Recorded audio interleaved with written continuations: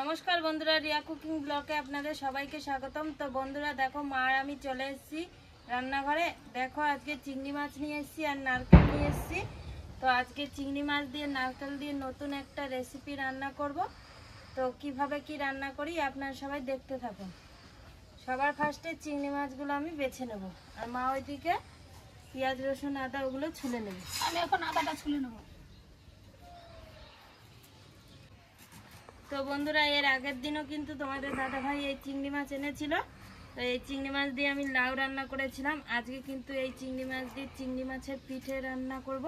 তো কিভাবে কি রান্না করি আপনারা সবাই দেখতে থাকুন।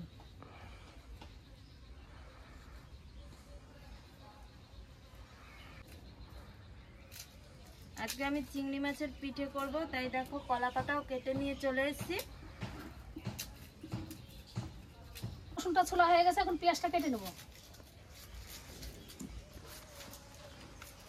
আদা রসুন পেঁয়াজ একসঙ্গে বেটে নেব।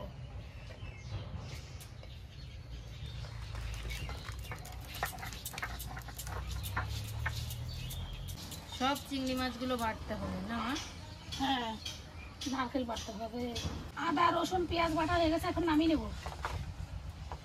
নামিয়ে নিলাম, জিরাটা বেটে নেব।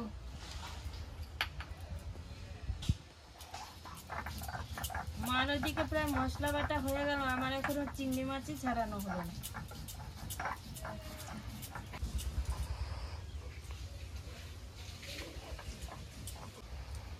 জিরাটা বাটা হয়ে গেছে, জিরাটা এখন নামিয়ে নেব। জিরাটা নামিয়ে নিলাম, এখন আমি নারকেলটা ফাটিয়ে নেব।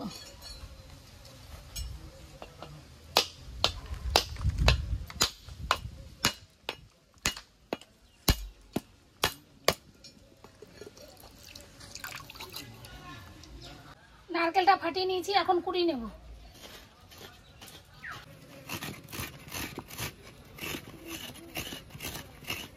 আমার নারকেলটা কুড়ানো হয়ে গেছে, নারকেলটা এবার বেটে নেব। তো দেখো বন্ধুরা, আমার চিংড়ি মাছগুলো সব বাছা হয়ে গেছে। এবার চিংড়ি মাছগুলো ভালো করে ধুয়ে নিয়ে আসবো। চিংড়ি মাছগুলো ভালো করে ধুয়ে নিয়ে চলে এসেছি।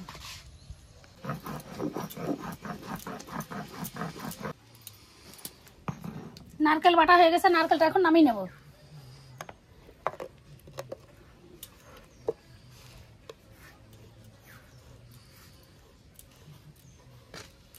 নামিয়ে নিলাম।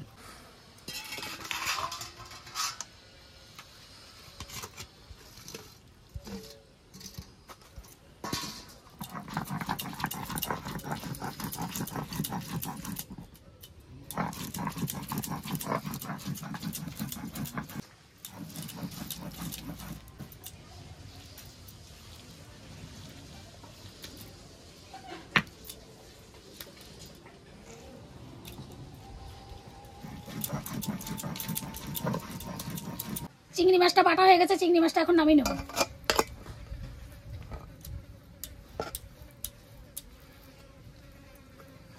চিংড়ি মাছটা নামিয়ে নিলাম, এখন কাঁচা লঙ্কা শুকনো লঙ্কা দিয়ে মিক্স করে বেটে নেব।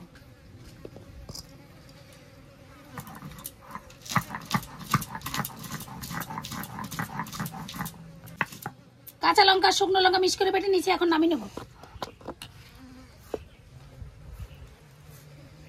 নামিয়ে নিলাম।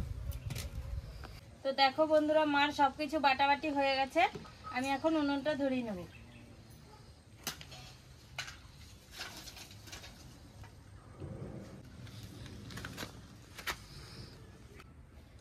উনুনটা ধরিয়ে নিয়েছি, এবার তাওয়াটা চাপিয়ে দেবো।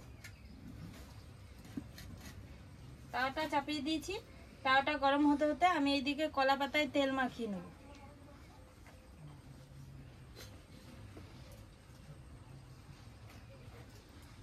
আগে দুটো কলা পাতা তার উপর দিয়ে নেব, নাহলে কিন্তু সব পিঠে যখন চাপিয়ে দেব কলা পাতাটা যদি ফুটো হয়ে যায় তাহলে পরে কিন্তু তাওয়ার মধ্যে সব লেগে যাবে। তার জন্য আগে থাকতে দুটো তাওয়ার উপরে কলা পাতা দিয়ে দেব। কলা পাতা দিয়ে দিয়েছি তাওয়ার উপর। এবার এই পাতাটার উপরে মাছগুলো সাজিয়ে, মাছের পিঠে বানানোর জন্য সবকিছু মাখিয়ে সাজিয়ে দেবো, তাই এই পাতার উপরে তেল মাখিয়ে নেব।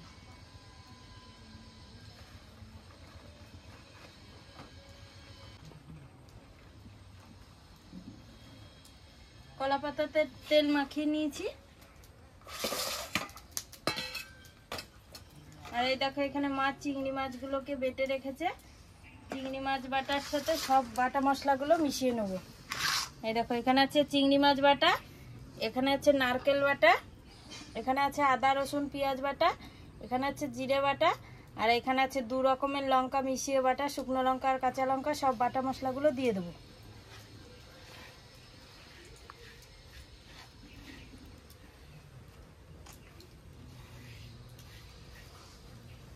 সব বাটা মশলাগুলো দিয়ে দিয়েছি।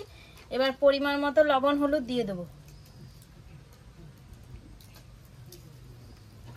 পরিমাণ মতো লবণ দিয়ে দিয়েছি, এবার পরিমাণ মতো হলুদ দিয়ে দেবো।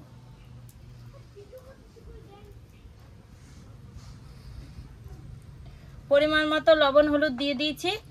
এবার সর্ষের তেল দিয়ে ভালো করে মাখিয়ে নেব। খুব সুন্দর করে বেটেছে মা, কিন্তু মিহি হয়েছে খুব সুন্দর মশলাগুলো।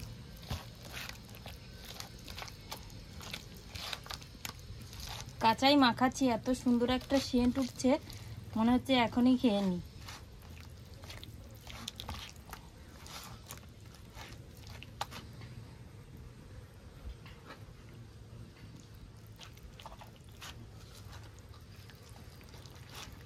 চিংড়ি মাছের পিঠে বানানোর জন্য চিংড়ি মাছ বাটা, নারকেল বাটা সব বাটা মশলা দিয়ে ভালো করে দেখো মাখিয়ে নিয়েছি। এবার তেল মাখানো কলা পাতাটা তার উপর বসিয়ে দেবো। তেল মাখানো কলা পাতাটা তার উপর বসিয়ে দিয়েছি। এবার চিংড়ি মাছ বাটা মাখানোটা দিয়ে দেবো পাতার উপর।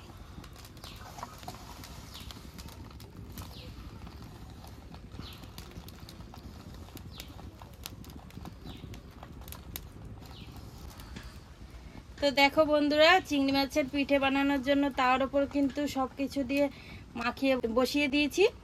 এবার টিপ টিপ করে আস্তে আস্তে জাল দেব, তাহলে কিন্তু পিঠেটা হতে থাকবে। বেশি জোরে জাল দিলে কিন্তু কলা পাতাটা পুড়ে যাবে, পিঠেটাও পুড়ে পুড়ে যাবে, খেতে ভালো লাগবে না। তাই আমি আস্তে আস্তে টিপ টিপ করে জাল দেব, চিংড়ি মাছের পিঠেটা হতে থাকবে।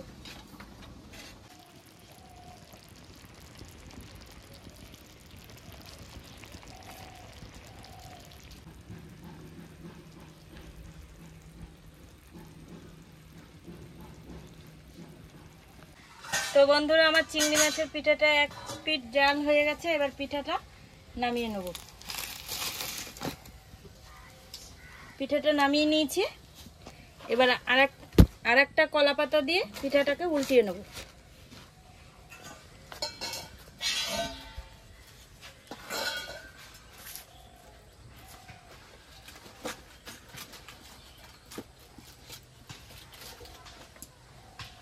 চিংড়ি মাছের পিঠাটা আমি উল্টিয়ে নিয়েছি। চিংড়ি মাছের পিঠাটা উল্টিয়ে নিয়েছি, দেখো কি সুন্দর হয়েছে।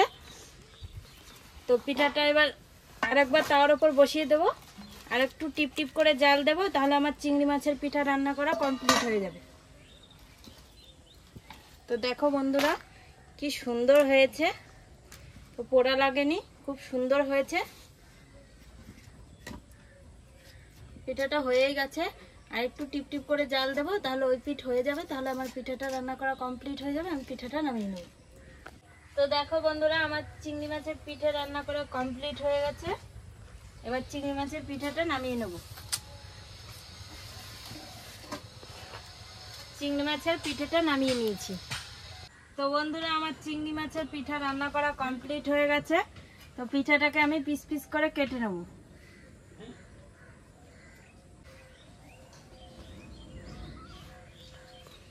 দেখো বন্ধুরা, কি সুন্দর নরম তুলতুলে হয়েছে।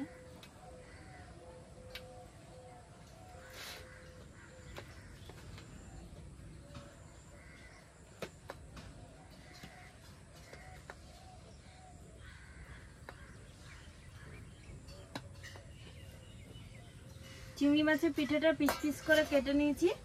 এবার থালাতে তুলে নেব।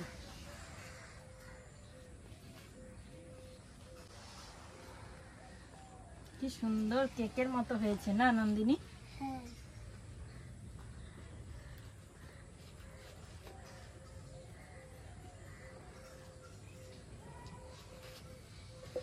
গরম লাগছে হাতে।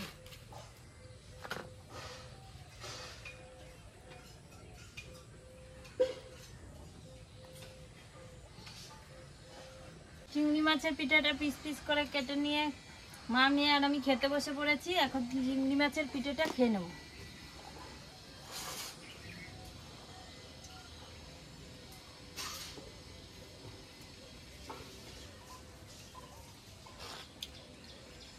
ভালো লাগছে খেতে? হ্যাঁ, দারুণ লাগছে। পুরো কেকের মতো হয়েছে, তুলতুলে। খেতেও কিন্তু দারুণ লাগছে আমার কাছে। ভালো আমার লাগছে? কাছেও ভালো লেগেছে। হ্যাঁ, দারুণ লাগছে। আমরা কিন্তু চিংড়ি মাছের পিঠাটা শুধু শুধুই খাচ্ছি, কেউ চাইলে কিন্তু ভাতের সাথেও খেতে পারে।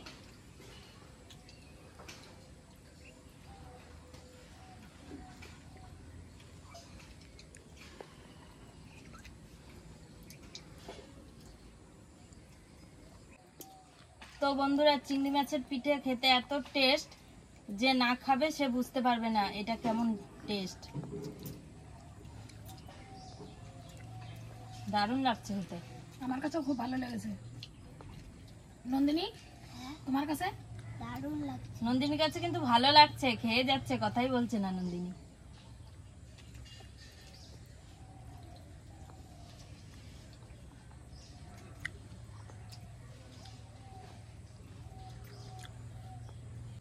তো বন্ধুরা, আজকে আমরা কিন্তু নারকেল দিয়ে চিংড়ি মাছের পিঠে বানিয়েছি। তো মার কাছে, মেয়ের কাছে, আমার কাছে কিন্তু খুব ভালো লেগেছে। আপনারাও একদিন এরকম ভাবে নারকেল দিয়ে চিংড়ি মাছের পিঠে বানিয়ে খেয়ে দেখুন, আশা করি আপনাদের কাছেও ভালো লাগবে। হ্যালো বন্ধুরা, আজকের ভিডিওটি আপনাদের কেমন লাগলো? আজকের ভিডিওটি আপনাদের ভালো লেগে থাকলে লাইক, কমেন্ট, শেয়ার করে আমাদের পাশে থাকবেন। আজকের মতো ভিডিওটি এখানেই শেষ।